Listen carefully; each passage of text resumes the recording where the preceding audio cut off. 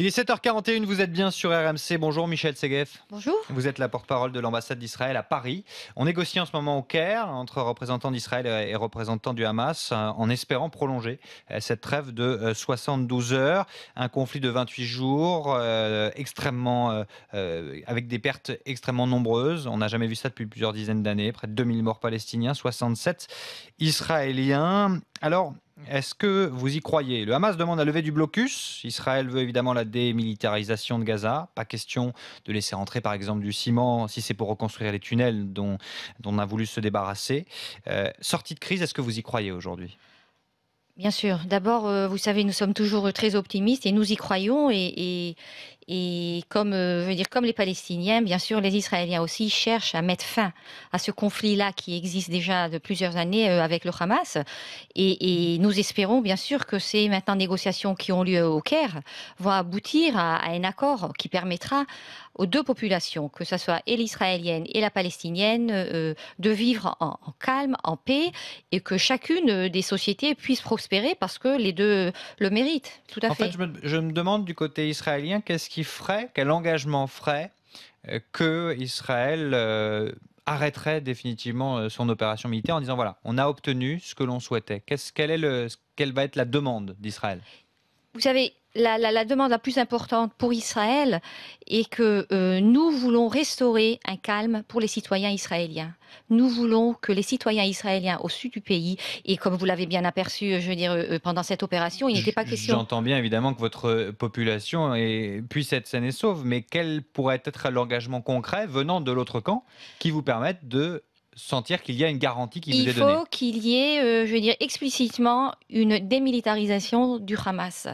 Il faut qu'il n'y ait jamais aucune possibilité de nouveau de permettre au Hamas de reconstruire ce genre-là d'infrastructure de tunnels comme ça a été fait jusqu'à présent. Hmm.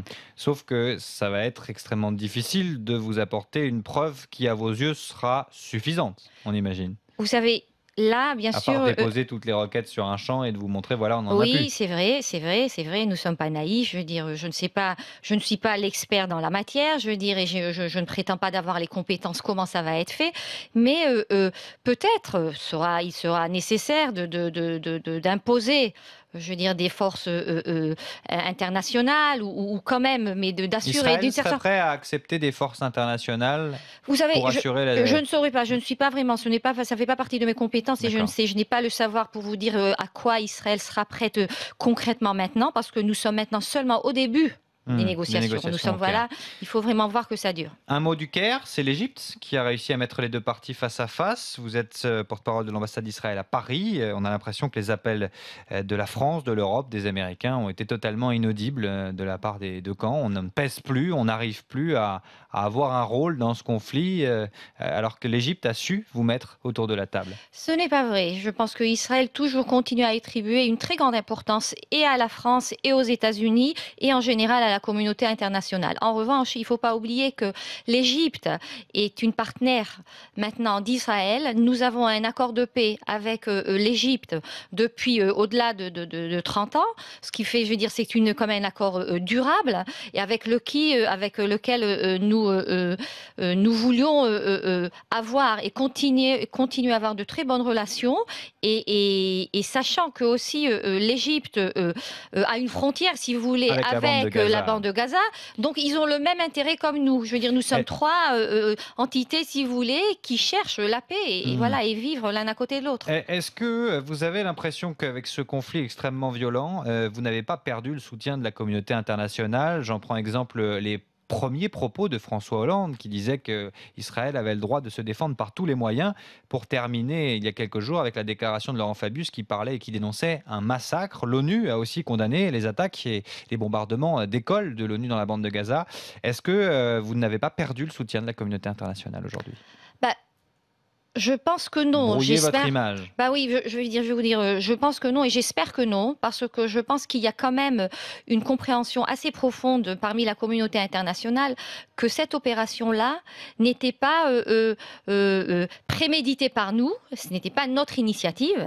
Je veux dire, nous avons été entraînés, si vous voulez, à faire cette opération-là suite à une provocation flagrante de la part du Mais Hamas. quand j'entends mon président François Hollande ou mon ministre des Affaires étrangères tancer Israël, c'est juste pour moi ou vous avez aussi des échanges du gouvernement qui convoquent par exemple l'ambassadeur d'Israël en France pour lui faire part de sa position? Vous avez eu des échanges? L'ambassade a eu des échanges directement? Tout à fait. Tout Et à fait. qu'est-ce qui se Tout dit à dans fait, ce moment-là? tout à fait, bien sûr qu'il y a eu des échanges. Il y a eu toujours des essais par notre ambassadeur pendant au long de toute De quoi? l'opération. D'expliquer le conflit Tout ou alors c'est pas seulement d'expliquer le conflit, de réitérer et de rappeler que là, nous avons eu un seul intérêt dans cette opération. C'est d'arrêter cette menace perpétuelle sur la population israélienne qui a été, je veux dire, comme vous le savez bien, unilatérale. Je veux dire, il n'y avait aucun fait de ce genre-là qui a été fait par Israël. Et la preuve en est que nous n'avons aucun intérêt à la bande de Gaza. Nous nous sommes retirés, nous ne cherchons rien là-bas. Au contraire, nous voulions elle est que toujours sous contrôle, elle est avec pour le moment, notamment voilà, l'espace maritime qui est contrôlé par oui, Israël, parce que comme et vous une avez, zone tampon mais qui vous est avez au sein bien de la bande de constaté, Gaza. comme tout le monde, ce qui est arrivé pendant toutes ces années-là. Je veux dire, toutes ces sommes colossales d'argent qui ont été versées à l'autorité palestinienne à Gaza pour construire des maisons, pour construire des écoles, pour construire des hôpitaux, a été versée où, a été investie où?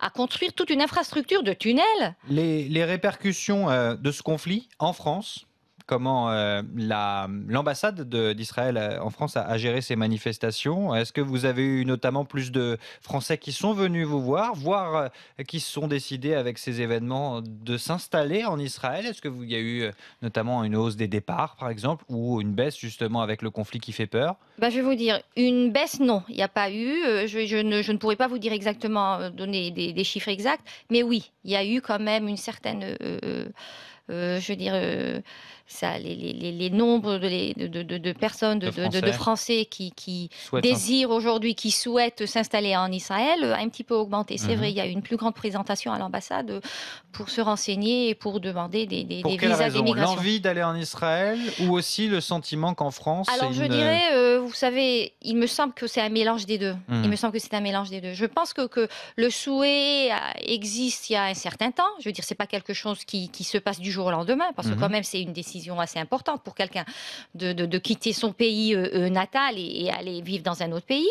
Et il faut dire aussi qu'il y a eu une certaine contribution, bien sûr, les derniers événements, de ce qui s'est passé ici, je veux dire, suite à l'opération. Mhm. Ce qui a Vous parlez des manifestations, oui, notamment oui, celles oui, des des manifestations qui ont manifestations, été des interdites. expressions qui ont été, si je me permets de dire d'une certaine façon aussi, antisémites. Je veux dire, on s'attendait pas à ça, parce que il faut quand même mettre les deux choses à part. Je veux dire, c'est un conflit qui n'existe pas ici, c'est un conflit qui est dans le Moyen-Orient, pas ici en France.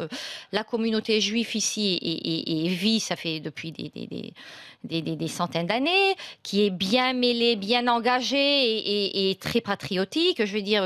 Et là, tout à coup, se trouver, je ne dirais pas menacée, mais quand même entendre des expressions qui étaient inadmissibles à nos jours, aujourd'hui. Là, à mon avis, ça a semé un petit peu.